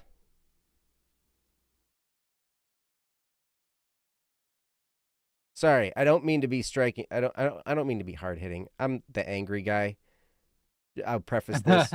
We should do a disclaimer. Ryan's the nice guy. I'm the mad person. Good cop. Good cop, bad cop. Nah, you're awesome, man. You're plenty good. Thank you. Strike. Yeah. I look at this and it frustrates me, because, like, okay, people go to college, then they have all this student debt that is pretty much unforgivable. You can't bankrupt your way out of it in a lot of cases. Like, you're stuck with it. And so that's another habit that you get trained to do, because, okay, if you want to have good finances in your life, there's one principle that trumps them all, and that is spend less than you make. But if you're going to be in debt, what are you doing? By default, you're spending more than you make. So you're creating a habit of bad finances, which I almost also think is by design, because, like what Ryan was talking about, you know, like the whole, pay them enough so they don't leave, right? If you're in debt, you need to have that job in order to keep going, right? And so, like, I remember talking to a guy, and he was like, yeah, I like to hire guys who are just getting married or just starting a family, because then, like, they have pressure in their life that requires them to continue to come back. And they don't leave. Yeah, interesting. And another business owner that talked to me about college, and he was like, they had a college requirement at the company that he owned, and he was like, yeah, college is such a farce, man. I mean, it's such a ridiculous thing. Like, we have to untrain these kids when they come and work for me, because they learn all this garbage.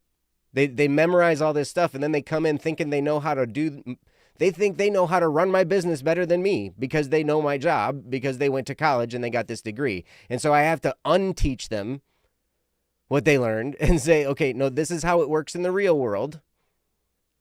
But he hires people trained at college because, for one specific reason, when somebody has gone and gotten a college degree or degree from university or whatever, it shows him that they are a person that finishes what they start, or at least they did finish what they started.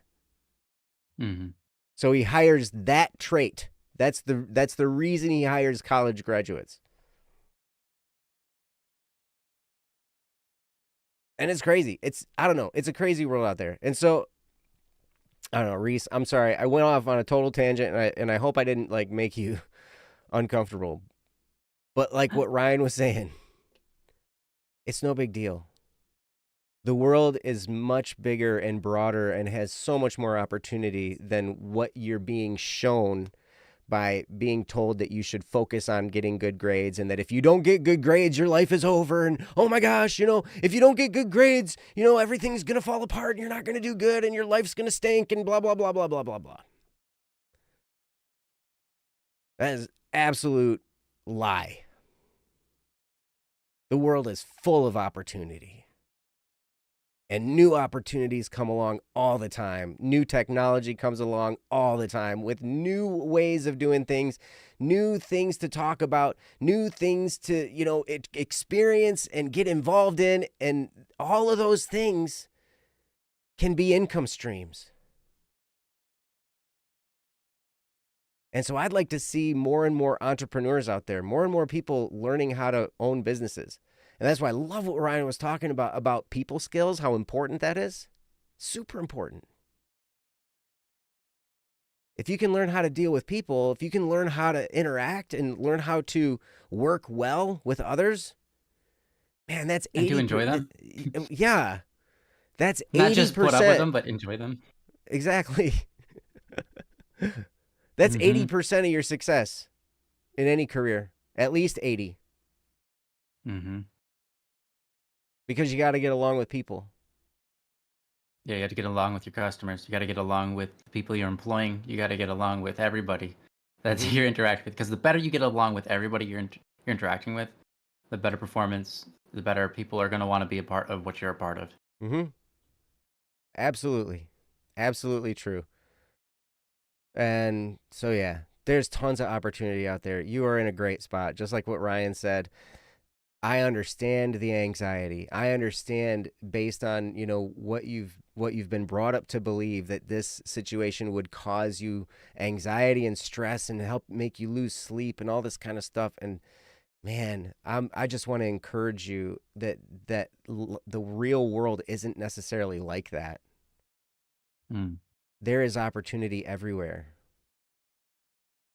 no matter what kind of grades you get. So now, if the difficulty is choosing your career path, that's another issue. But I don't know, for that I would just say, hey, what kinds of things do you enjoy? What kinds of things kind of wake you up a little bit? What kinds of things out there make you come alive or even make you upset? Because maybe that's the field, because you kind of get charged up about something, maybe that's the field you're being directed to. We're all put here for some kind of reason. And part of our job is to figure that out as we live. So, anyway, I don't know. Hopefully that was helpful. Ryan, did you have anything else to say? I got nothing. I think we did a pretty in-depth answer. So, I apologize to everybody else's topic that we didn't cover because we're covering this, but I think it's fine. Yeah, did Yozua leave? Yeah, Yozo had to go to bed. Ah. Yeah. Oh well. Sleep time. Larice, thank you for the topic. Thank you for sharing this, and thank you for being willing to share this. It was a great topic. That is one that I can get passionate about. Understandably. I look at my brother. My brother went. He did the things right. He went and he went all the way to get his master's degree in forestry, and when he got done with that, he was basically in forest management in the UP where there's forests everywhere. It's like nothing but forest. Yeah, up there. He got a road. He got a job with the state, with the DNR, the Department of Natural Resources, right? And he was making he wasn't making that much at the time. With his degree got him a job that didn't pay him very well at all. And now they own a fuel delivery company, him and his wife. Right? So they went, now he had different things that he went through. He was a forester for a while, and then he owned his own forestry and logging business for a while, and then he worked at a mine up there, because they mine a lot of nickel and iron and stuff up there. And then he got his hazmat training, all this kind of stuff, and now he delivers fuel for a living, and he owns the company. And they're probably about to own the town that they live in because they're going to buy the general store. And basically, whoever owns the general store in that town owns the town. Um, that's awesome. It sounds a little bit like where I live right now. Yeah, right. When it's a tiny, tiny, tiny little place. Yep, yep. Yeah. That's cool. But anyway, thank you again, Reese, for the topic. Do we have any topics here that we can do? Did you happen to take a look at Ash's Oh gagging my test? gosh. You know what? I failed to do that, but we can let me just look at it real quick. There's two in here. One from There's Yosua. is Oh no. And does one it from say? Ash. Ash, okay, the topic is short enough. I don't even have to curate it. Um, Okay. I'll curate it a little bit. Um, there Oh we yeah, I go. can just Um, I can just copy you paste want to this just and put it in the thing. yeah, go for it. Yeah. If I can figure out how to do it. Yeah, yeah, yeah, yeah, yeah, yeah. Boom. All right. Yeah. And I'll put the topic up on the screen just for fun. Ash, thank you for the topic. We're gonna do your topic next. Um, and I like this. This is great. I like this topic. It says, hello.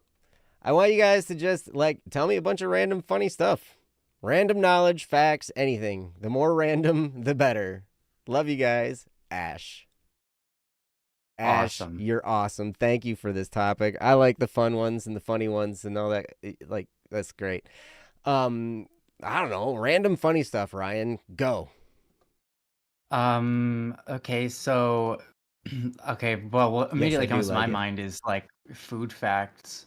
Um, I like our and I fact can about help. the rule of 30s, to be honest. Yeah, that was a weird one. I think maybe that's why they came up with it. Like, that is a weird fact. I don't even know if it's a fact. I'm gonna be honest with you. I read it in a book that was supposed to be factual, but I can't get behind that one exactly. But anyways, um, yeah, well, I think for that rule to work, your skin and fat tissues have to be like specifically 30 millimeters thick. Um, Mm. Yeah. that way it's we're consistent. we're continuing with the rule of 30s. Yeah. Did you know that in your 30s you have lived 30 times 10 years later? Okay, anyways, a random fact, I would say, man, there's so many. Especially most of them that come to my mind are about food because food is fun and I learn about that. Here's one that I really like and I want to get into more. This one is really interesting to me. Taste is okay, so people claim that you can only taste sweet, bitter, salty, blah blah blah. Like there's seven or so many, Yeah, yeah. and it's absolutely false. Makes no sense. But because the science even doesn't even agree with it, but people say it anyway. But the thing that I want to talk about, or say that's interesting, have you ever walked by an old TV and tasted it because of the Like static electricity? because you're walking past it, not because you went over and licked it. Yeah, not because you licked it, but because your face is really close to the to Yeah. the tubes. And you can yeah, Yeah, it tastes different in the air around it there. yeah, the air tastes like something. Mhm. So, yeah, it's awesome. So the reason is because your taste buds or your taste, your understanding of taste, the neurological networking is actually partially electronic signals. And so when you put certain things in your mouth, you can taste what they are based on the signals. Here's an interesting one. When you put copper in your mouth, there aren't any copper particles left behind on your tongue for you to taste it. Because it requires that your tongue actually has particles that it can sort of experience. But you can taste copper because of its electric signal. You can taste iron because of electric signal. Same thing with, steel and so on and so forth. And so, if you like, they did these tests where they have like little, like just electric nodes that they put on people's tongues, and they change the voltages around and stuff. And people were like, "Oh my gosh, that tastes like blah blah blah blah blah," and it was really cool. And I'm excited to learn more about it, and I'm excited to find out what more they learn because that's really cool. Oh, that's fun. I was like, why would I taste old Different. TV? Yes, sorry. Yeah. Have you ever tasted dust off of a TV Have you screen? ever? Oh yeah. You're like, well, and Oh then my you're talking gosh. about putting copper in your mouth. I'm like, so I was None of told this is recommended. not to eat pennies. Like, Yeah. yeah, I wonder the same thing. Why does blood taste metallic? Because it Right. does. Well, it does. It absolutely does. It does have iron in it, but it's not high enough amount of iron that it should taste like metal. But the electric signal from the blood is strong enough that it will taste like metal. And it's probably because of, even though the particles are incredibly small, the iron that's in your blood, even though it's a very low amount. Mm-hmm. Jo has had arguments Norimaki. over the taste of water and it being I'm imagining you mean disgusting. Yeah. Hey, see you later, Wolfrix. Oh, yeah. Thanks for coming by. Yeah.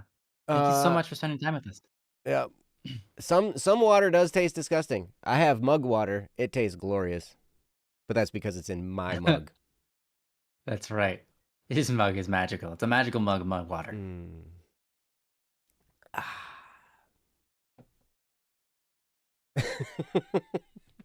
Yeah. Shout out to Shout out to Mugwater. mug water. That's right. That's right. That's right. Should we sell that? Should we sell Mugwater? Sell mug water.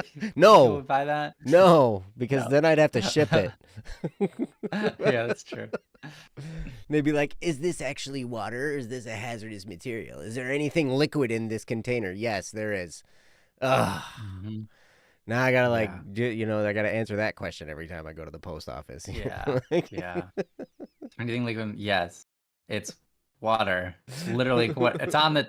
Okay. Sorry. I get it. No, it's not water poisoned. with a lithium battery in it. So like Oh. To give people energy. Right.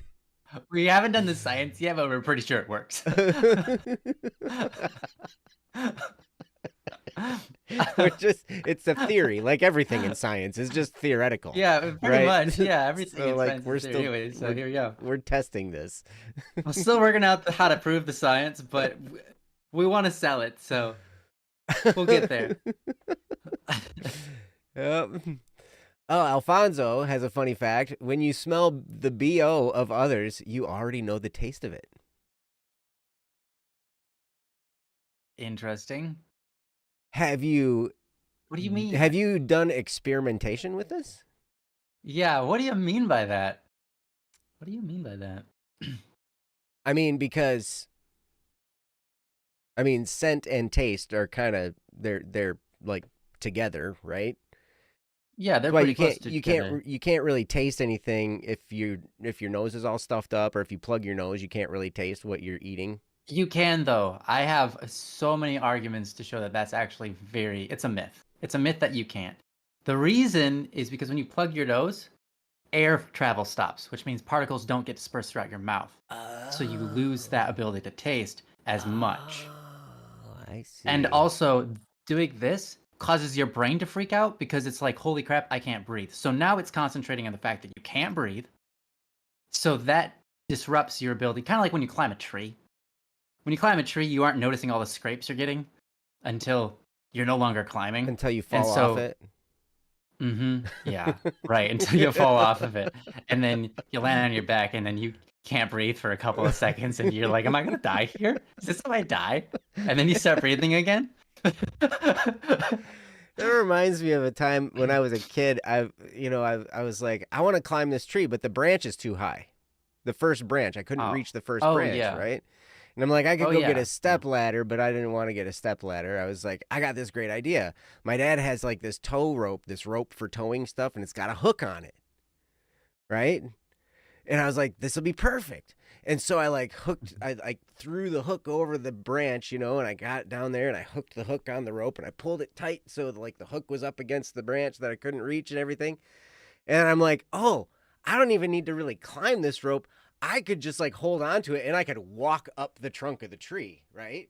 Oh yeah, Because I yeah. was like, hey, this is a great idea, and then I'm walking up and I'm like going hand and I'm like walking up the trunk of this tree, and then I watch the hook come unhooked. You just watch it I happen. just Yeah, well, what are you and I gonna watched do? the rope just like and I was like on the ground. That's me. Yeah, It's like that was smart. that's I Great don't think that would idea. be a very nice landing because you're so close to the trunk of the tree that whatever you land on is gonna be real bumpy Well, and yeah, his hard. roots. You land on the Yeah. roots. It was, it Yeah. was, it was a bit Ugh, painful. that sounds painful. For sure. Uh, Yeah. wait, you got bit by a horse and didn't feel it for like an hour? Wow. And what's this all about drinking vinegar? I I had don't a, know. I had a neighbor that used to prank his girlfriend by like she'd have like a glass of vodka or something, Why would right? people Oh man. And so Okay. I remember being over there and he's like, watch this. And so she took a drink of it and she was like, you mother, like Yeah, I bet. he I bet she replaced it was. with vinegar. I don't understand. I guess I just don't understand. I don't understand pranks. Mm, I they're like why kind of would you do that to mean. somebody? I don't know. I don't Like I know. think okay, It depends as on the soon as prank. I even It begin depends to on the prank. yeah, it depends on the person, depends on the prank. But as soon as I think about pranking someone like that, my immediate thought is that's not gonna feel nice for them. Mm, That's not gonna increase our relationship. That's not gonna do anything good. no, Yeah, probably maybe it'll not. be funny, but it's like funny isn't worth it if I can't continue to have jokes with them later because I've ruined my friendship with them. And they Yeah, can't trust me anymore because I've that's literally shown true. them that I'm not trustable. Yep. So yeah, I just You're don't think it's absolutely worth it. right. And Yeah, Yancey, you are absolutely right. People enjoy watching others suffer. yeah, they do. It's But why J-Ho, it depends on the person. it depends on the person. Hmm. It's why I found this Instagram Reels channel called That Sucked. And it's Mm. people like most of it. Now some of it's pretty like some of it is like car accidents that suck, right? And that's not all Mm. that fun to watch. But like a lot of it is just people doing really dumb stuff and then failing at it and like Mm-hmm. getting hurt. Okay. Yeah. Like it's kind of like, dude, you kind of deserve that because like there was this big trend Yeah. of everybody like jumping off of their roof into the pool apparently Oh for a yeah. while, Yeah. and like people like failing, and I'm like, oh, Oh, that that looks like it sounds hurts, but man, you horrifying. you earned that. Like, Yeah. Oh man, that sounds horrifying. I don't know what fail that was, but that sounds so painful. yeah. Oh man, we got chat. You guys are awesome. Uh, Yeah. There's so many good interesting things. yeah. When you prank someone, you treat them to Starbucks. That's a prank. Oh. That's an expensive prank, man. That is an expensive prank. That's great. Avocados are so tasteless you can consume too much without even realizing. Is there too much avocado though? Hmm. Avocado's so Are you good. suggesting avocado poisoning or just that you're full? I wonder. Maybe. I don't know. Yeah. I'll tell you what though, guacamole is so good. It is, Love isn't it? guacamole. Isn't Hmm. it? You ever been to a place where they make the guacamole at your table? Like they come like Oh no, there's Mexican I've made restaurants guacamole at where my own table, but I've never been to a restaurant where they do that. That's cool. oh yeah, I remember going to this Mexican restaurant down I think it was in Arizona, and they come up and you get your chips and salsa and stuff at the table and everything, and they're like, you want guacamole? And we're like, yeah. And they're like, okay. And then so they have the lady come up and she's got this little cart, and she pushed up this little cart with this big old bowl in it, and she cut up some fresh avocados, scooped the stuff out into the bowl, whipped it up, chopped up onion stuff, whatever, and peppers, and fresh guacamole right there at your table. And I was Whoa. like, oh, Whoa. That's so good. awesome. So good. That's cool. Oh, miss the avocado from Puerto Rico. Mm. Yeah, I bet. I bet. Zay looks like someone who would Random enjoy music fact. partaking in guac. I believe that to be true, too. Partaking in guac. I like to partake in a little bit of guac A from little time to bit of time. guac, yes. What is the process of partaking in guac? It's when the guac partakes in me. Good stuff. All right, so Young Leo Mianglios. says, do you have any random music facts or random facts about running your own business? Oh, man, we got so many random facts about that. It's crazy. Yeah.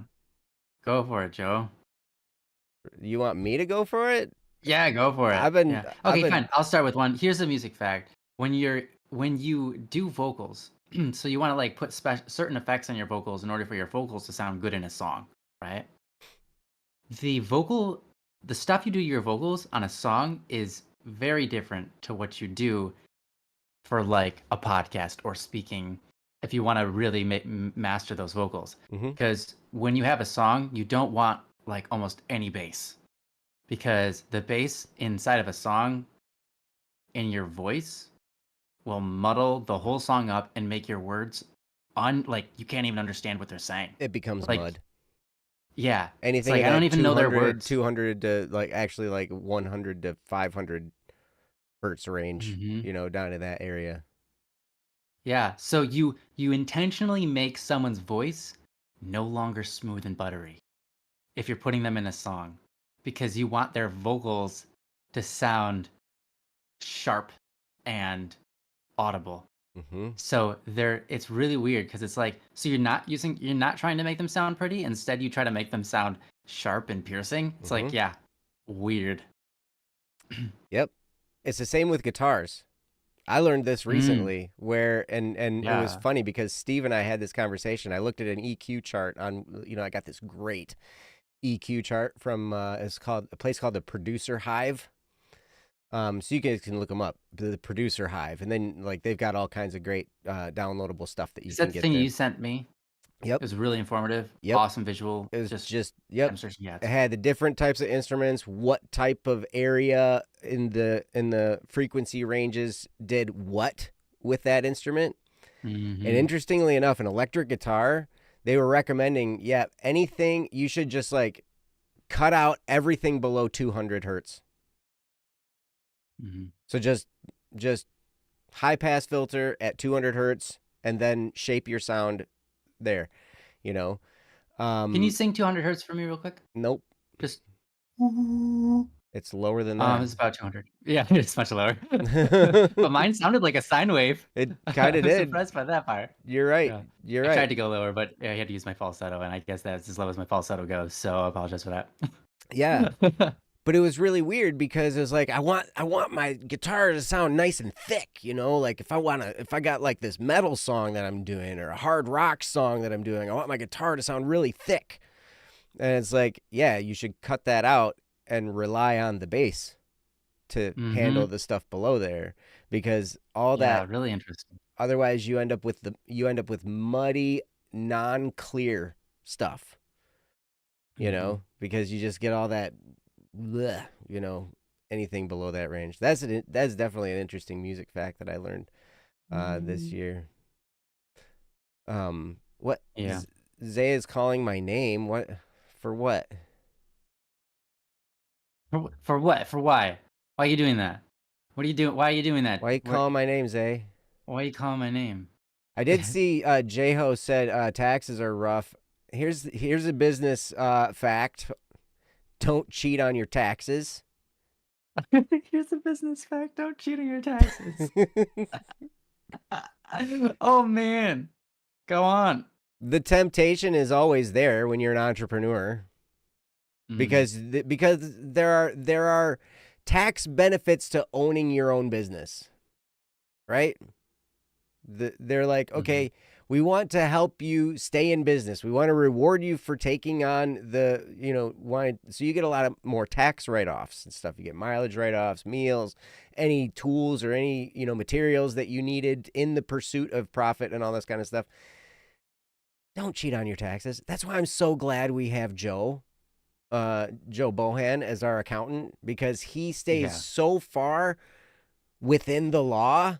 Like, we never, ever, ever will have to worry about getting audited or anything like that. Because, man, if you have to all of a sudden produce all kinds of documents and you were kind of like a little bit wonky on your taxes, man, it will create so many headaches. So many headaches. It's a pain anyway. But the best thing to keep your business rolling smoothly is just pay your taxes and do it right. Get all your legitimate write-offs, but make sure they're the legitimate ones. Don't cheat on your taxes. Is the taxes a wife? Yeah, don't cheat on them. Yeah. Don't have an affair with your taxes. Yeah. Don't be giving extra nations your tax money, Keep it to one. Cats, are you struggling there? I know what they're doing. They're trying to sing a song, but it's kind of funny because rain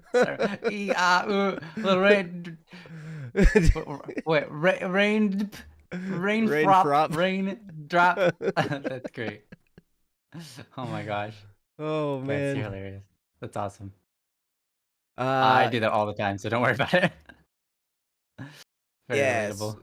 That's it does seem that way whenever you like actually mess up a word and you go to correct it. The percentage chance that you mess it up again is even higher. Really? Yeah, it's like, is that also in the rule of 30s? Is that scientifically proven? Maybe like it's the rule of 30s? Yeah, it's 30.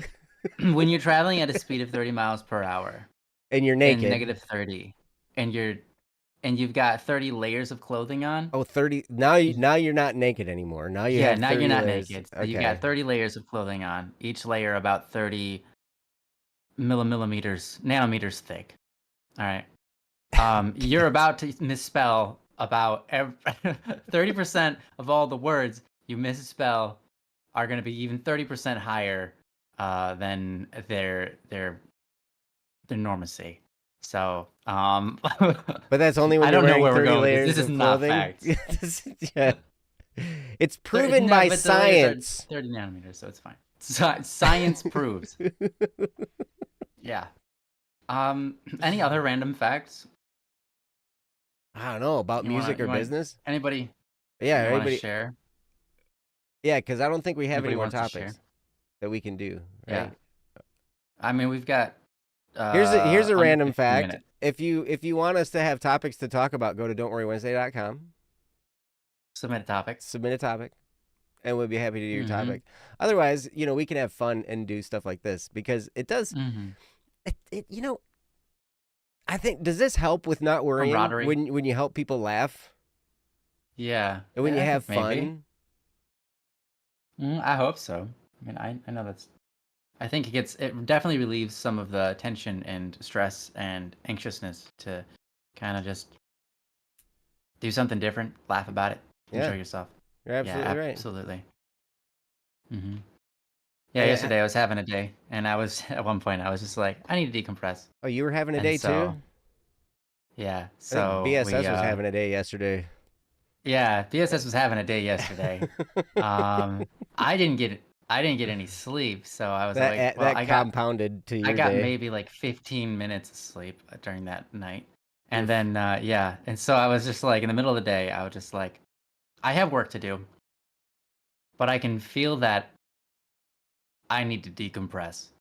So I played games for an hour or so with my wife, and that was fun. And then I got back to work, and it was a big difference. Yeah, big difference. I've had that happen a lot of times where you just get super overwhelmed. Yeah. You know, you're Yeah. working, going Yeah. crazy. Yeah. Wait, you got mad too? Ash had a mad day. I think the demons Wait, were maybe just maybe having a day you, yesterday. Ryan, did you get mad? You never get mad. No, I don't think I got mad yesterday. Oh, okay. No, I didn't. No, I didn't get mad. I was pretty calm and collected yesterday, but it still was a lot of tension and pressure. Let me And tell you the like, biggest. this is urgent, and it's like it's not. But I get it. It is urgent, but it's not as urgent. I can take a little bit of time, and I'm gonna decompress so that I can actually make a good product. You know, things like that. Tell you a big shocker. I was mad yesterday, but I'm mad every day. So...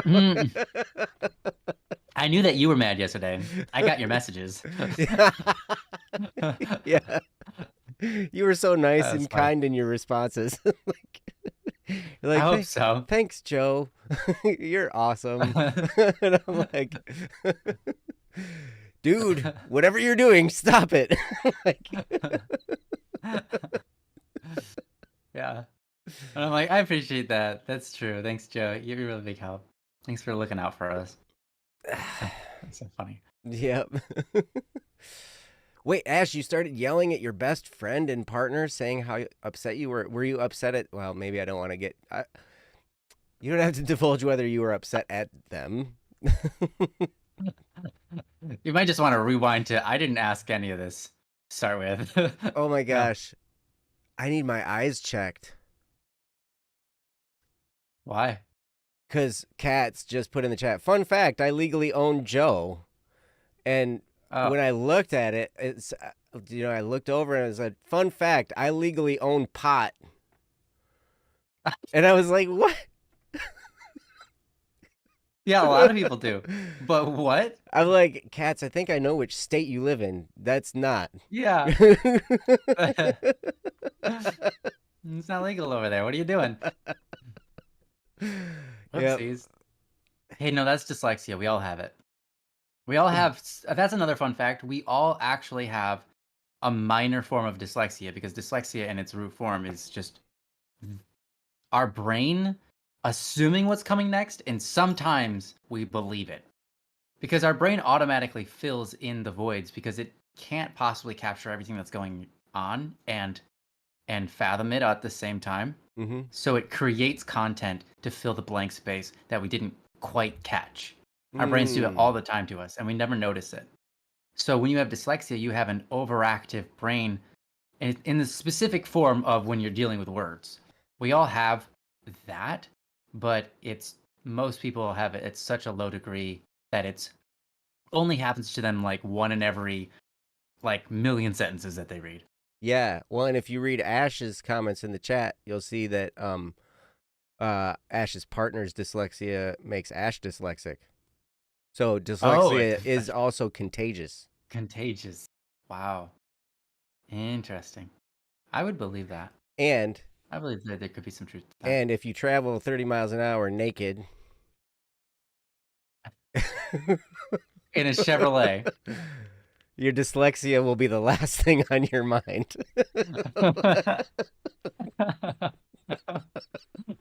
Proven by science, man. Yeah, it's scientific. It's true. And that's the theory, anyways.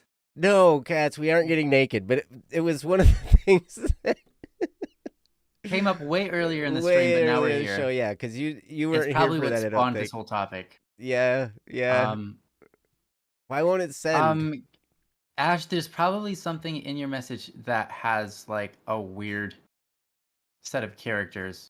Here, try to send one word at a time of your sentence, and I'm sorry, just we'll accept the spam for a moment, and then because your other words are working, or do like 3 words at a time, because otherwise it'll get a little bit. It says it's sent, but it's not showing up. Hey, Discord it to me. I have Discord open. There you go. There you go. And I'll put it in there and see if it goes. Oh, yeah, you can send it to static server. Yeah, either way, anything's fine. Or me. I have, yeah, whatever. If you put it in the static server, I might not necessarily see it. Well, I mean, I get if you ping. Oh, here we go. When storing food in a wok, in a cooler. You need 6 inches of clearance between the bottom shelf and the floor. This sounds like a sounds like a lived experience.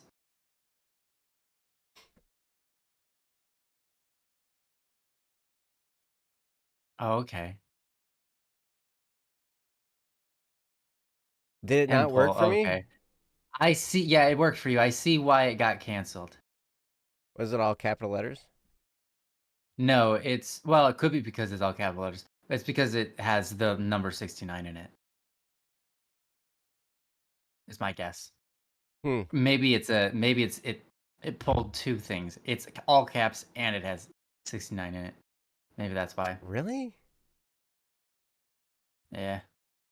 Probably. Wow. People, man. Holy cow.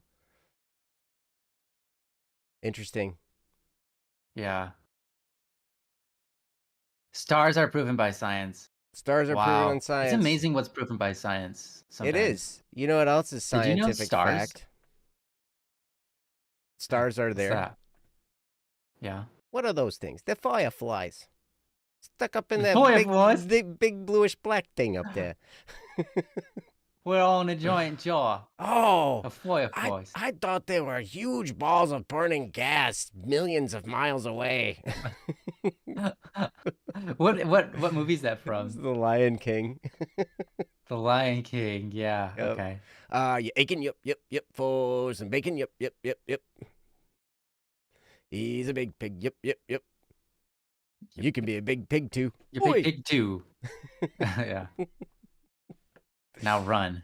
So fun. Yes. Hey, you bought the CD on the shop. I got your order. Oi, nice. Yeah, I got a couple orders today. I'm planning on shipping them out tomorrow. Mm-hmm. I'll box them up and ship them out tomorrow. And yeah, we still use CDs. Oh wait, you use stones in your part of the world. Interesting. You want a box? All you got to do is order something. Box, yeah. Yeah, if you want a box. Every order, every BS, well, every Static P merch order comes with a free box. Yeah. I love that. The box is part of the order. Please do not scratch. We should put on the labels. Precious box. Yeah. Wait, what? What am I sending you, cats? Sky's address. No, I'm not. That's also proven by science. I'm not sending that to cats. Ooh. Cats, I'm offended for you. I want every merch. Yeah. Wait. I can get you every merch. Yeah, it's Indiegogo now. But that's totally fine. I figured that they would see it eventually when they went back to the YouTube video to find the thing to click on. Yeah. Yep. Yeah, you guys took care of that. You guys enough, took care of that nice and quick. Good job. Okay, cool. Yeah, awesome. Yeah. Yeah, interesting thing we learned just like 2 hours ago with Indiegogo, it defaults to when it's putting your total for like I want to do 25, donation or whatever. It defaults to here you want to do a $5 tip to Indiegogo, and you have to push the drop down button and say, no, I don't want to do 5 or 10 or 15. You click other and then you write 0. Really? And you can do a $0 tip, and that's for somebody that's contributing. That's when somebody's supporting somebody. Yeah, when someone's supporting, yeah. The only options you have are to actually give them money, or other is 0. Or other, and then when you place other, you can literally just say 0. Wow. So wow. Yeah. I forget we just learned that. That's an unfortunate design on their part. Seems kind of shady. Right? I thought so too. I'm like, you guys seem like a pretty cool company, except for this part. So maybe don't do that part. But I recognize like they have a little question box and say like, you can make it so that the tips help the people who are putting up the webpage not have to pay for the webpage in the first place, basically. Mm-hmm. Because otherwise you'd have to pay your way into Indiegogo and then receive the rewards once you're done. But it's like, we'll have your supporters pay for your position to use the Indiegogo platform. Gotcha. Because it does take up resources for them, for us to own a page there and so on and so forth. Do they take a percentage like Kickstarter does or something? Do they or is it just like a fee? They, I don't remember what we found out. It was like, there was so much going on yesterday that I don't remember. Yeah. But if I remember, from what I remember, I think there's a small percentage, but it is smaller than Kickstarter's. Yeah, Kickstarter was like 20% or something crazy. It was 15. 15%? 15%. Okay. Yeah, and then on top of that, it was we have to pay for every charge individually. So because every charge is through like banking services. Oh, right. We also had to pay. So that costs you. We also had to pay 30 cents per transaction. Fee. Mm-hmm. Yep. Yeah. I remember that.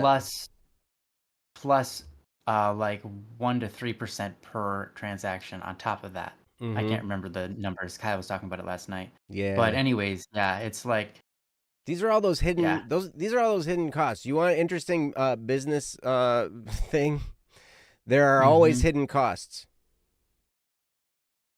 And you can do your best to figure out, what those hidden costs are, but sometimes you don't figure them out until you actually try. This is like what Ryan was getting at in the first topic, where it's like sometimes you get the test first and then you learn the answers and then you you and find then you behave better next time. Yeah, exactly. And that's so it's interesting because it costs a lot to do business. Business costs money. It's so funny because I remember being a part of different businesses and it was like, you know what? If you are only in business for a year and you lose $2,000 and you don't make any money and you don't, whatever, but you're out $2,000, you win. Yeah. You actually won. Because you're only out $2,000. Because the farther you go in business, the more expensive things get. It's crazy. And even Adobe.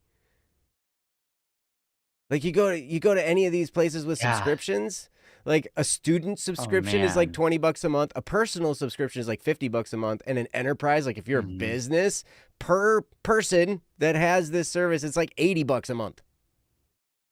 Yeah, it's ridiculous. It's like it compels the enterprises to lie because it's like, why are you giving it? It's not a deal that we're getting more. We have to pay more and we have more of them.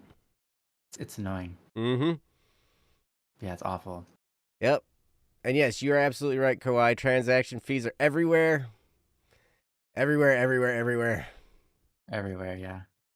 Yeah, when we did our Kickstarter for Criminal Idol merchandise, right? Because the point of that was just to get merchandise into people's hands, and we planned to sort of break even. Yeah, we weren't funding the project. We were already doing that. Yeah, the project was already finished for Criminal Idol 1. We were already going to do Criminal Idol number 2, so none of that money was for it. At the end, you said number 2. Sorry. Duty. Sorry. It was our duty. It was our duty. Anyways, so it was interesting. We raised on our Kickstarter $15,000, which was awesome. Way better than I expected. Mm-hmm. But then after all the hidden fees and stuff like that, we ended up with $12,000. And when we counted 12,000 and we looked at all the merchandise we had to pay for, it was like, okay, we're just a couple hundred in debt now. Now we did order. And that's how it ended. We did order more merch than we needed, but some of those had minimum orders. Yeah, right. The only reason we ordered the plush that we ordered, there was minimum orders. Right, we had to order 500 plushes. That was the minimum order of plushes. Yeah. Right. But now that we can say that now that people have bought the product after the Kickstarter, we've actually now earned some money, rather than broken even or anything. But at the original end, we were actually slightly in debt, We which were. was horrible. Well, we weren't in debt Hmm. because Yeah, it wasn't big in debt. We weren't actually in debt, right? we tapped into the money that we already had in savings. It's not The like we took out a project loan itself for didn't it. make money. Yeah. But yes, the project ended up costing us money. Yeah. We raised 15 Yeah. grand, and in the end it cost us money. Yeah. Yeah. Raised 15 grand in the end. We ended up negative a couple hundred, whatever it was. Mm-hmm. Yeah, kind of interesting. But then, yeah, once we started selling products, it equaled out and then got a gain for us. Mm-hmm. But it was, yeah. So, anyways, it's just one of those things. Yeah, just like life. Joe was saying, you go through life and then you kind of experience these things and you learn. And you're like, wow. So sometimes you just got to do some adjusting and figure out that there are better ways to do things. Mm-hmm. Mm-hmm. It's Or pretty you got to wild. you get to take more things into consideration as you're moving forward because you now know more of the hiccups that can happen along the way. Mm-hmm. Yeah. Yep, and it's tough. It's tough sometimes, and that's why I'm so very thankful for Ryan's brother Kyle, Yeah, I was about to say for Kyle. Yeah, Kyle's because he awesome. is so good at numbers. He's the guy that we talked about that does calculus and all this kind of stuff, right? Now, I don't think he uses calculus for this type of stuff, Mm-mm. but he's really good at math and he's really good with numbers, and so he's so like he can tell you like he'll project. Like he'll be like, okay, he'll be able to project your Spotify income based on your YouTube audience size. Mm.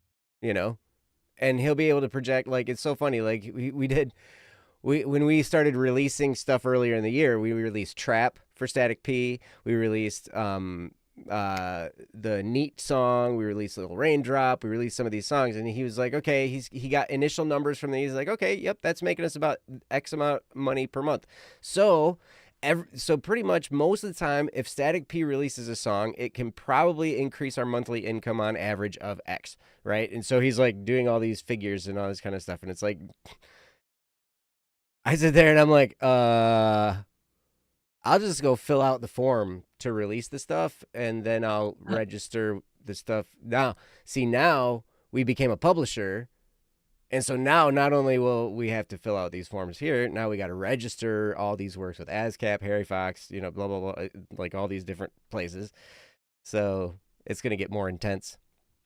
But yeah, it's crazy. Like Kyle is just like he can calculate so well with tremendous accuracy. Yeah. Yeah, he's incredible at that.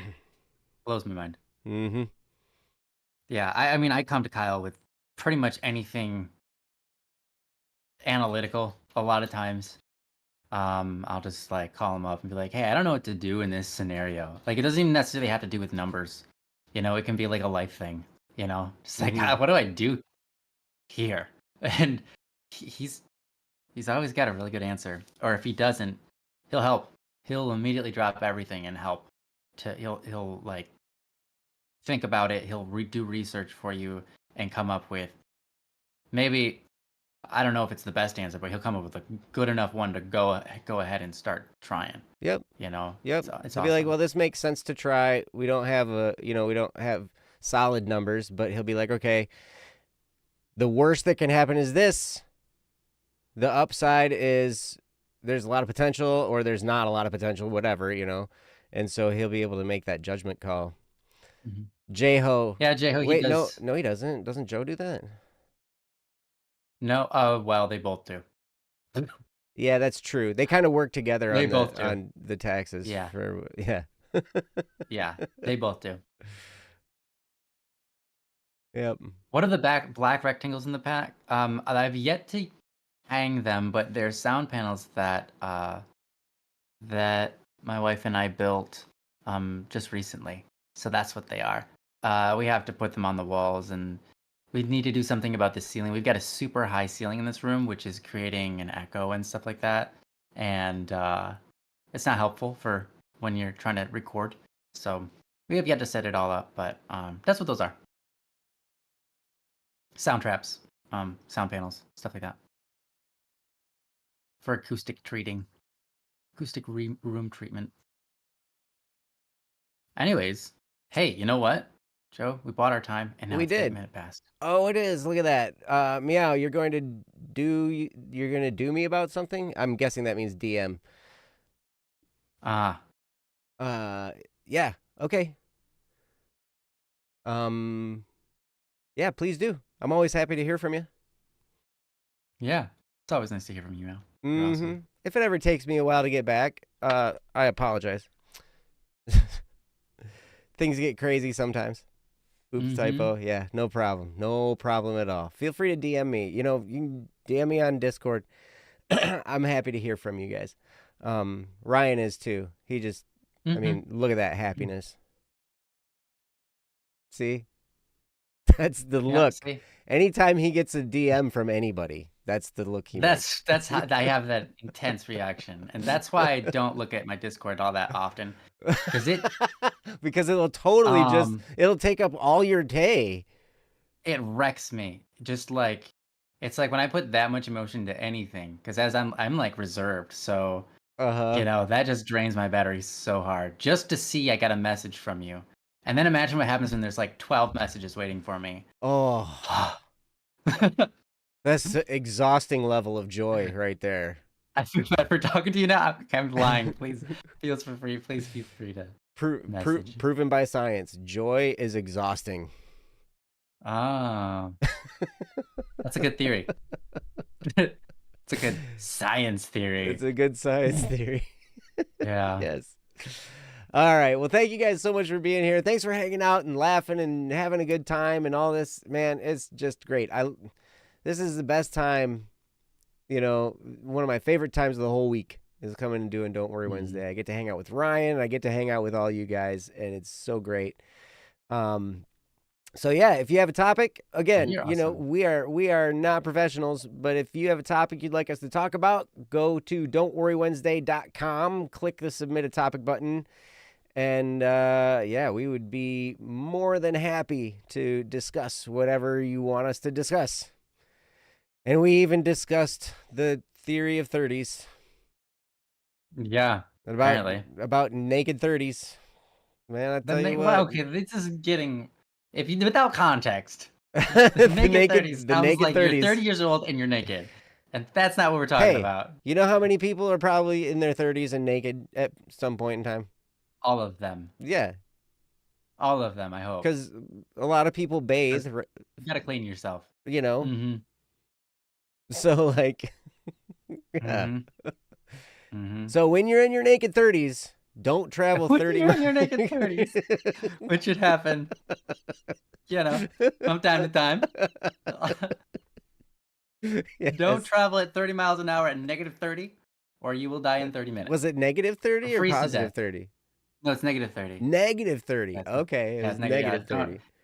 Don't move 30 miles an hour and -30 at winds of 30 miles an hour or you will freeze to death. So you have to travel at 30. The wind is coming back at you 30. 30 miles an hour, yeah. 30 miles an hour winds, and you're traveling 30 miles an hour, and it's minus 30 degrees, and you're naked. Yeah. That's where the naked thing came in. Yeah. And you will freeze to death in 30 minutes. Your heart will apparently stop. Oh, man. Again, who tested this? I don't know. Yeah, right? We don't believe it's true. We've just heard it in a science book when I was like, yeah, I think I was 14. Yeah. Wow. That's fantastic. Yeah. I love geometry. Or was it just a story problem? Yeah. In a math class. Are you sure? Maybe it was No. I was trying to do research on what was it? On sled, what do you call it? Sled bobbing? But no, not sled bobbing. Anyways, it was that people doing dog sled. That's what it's called, dog sledding. I was doing a report on dog sledding in really snowy areas. And the book was talking about their experiences and the different things they did to solve problems, and that came up at some point in the book, and I was like, okay, that's really easy to remember. That's I'm writing that down, I weird. guess. Weird. Yeah. Yeah. Kind of absurd. Hey, and that sparked a whole topic from Ash. Thank you. Yeah. Thanks, Ash. Yes. Awesome. Well, thank you guys so much for hanging out with us. We will see you next week right here on Don't Worry Wednesday. And until then, have a wonderful, wonderful life. Again, go to don'tworrywednesday.com, click the submit a topic button if you have something you'd like to share. And you can always reach out to us on Discord. I think everybody here in the chat knows who we are. I'm at plebnub, and Ryan is at static p with no hyphen. And feel free, get in touch with us. We love you guys, and we'll see you next week. See you guys. Merry Christmas. Bye-bye. Peace. Bye-bye.